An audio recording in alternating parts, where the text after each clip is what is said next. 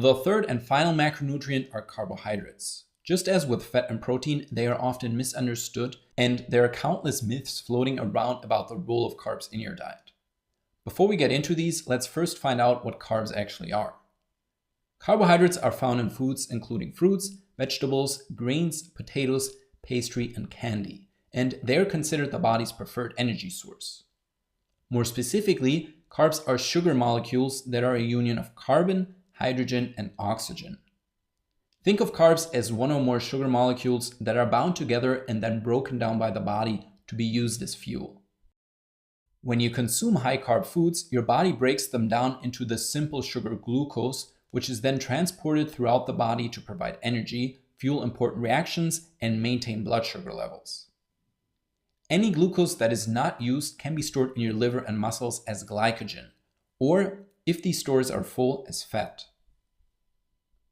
During high-intensity activities, for example weight training or sprinting, your body uses glycogen and converts it back to glucose for new fuel.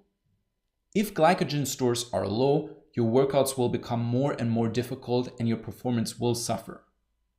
Next to its importance for workouts, carbohydrates have other benefits. They include, first, the promotion of digestive health.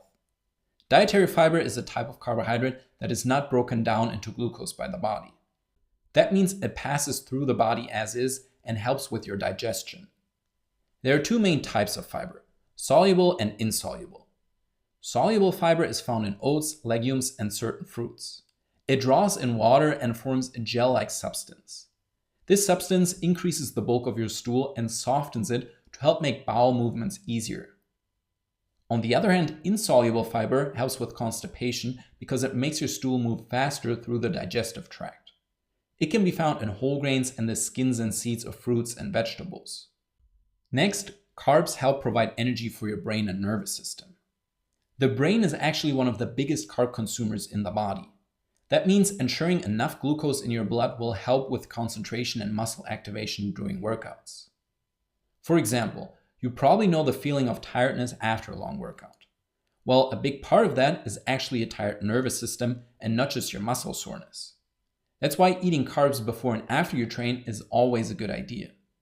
We will talk about this in more detail in the lessons on pre- and post-workout meals.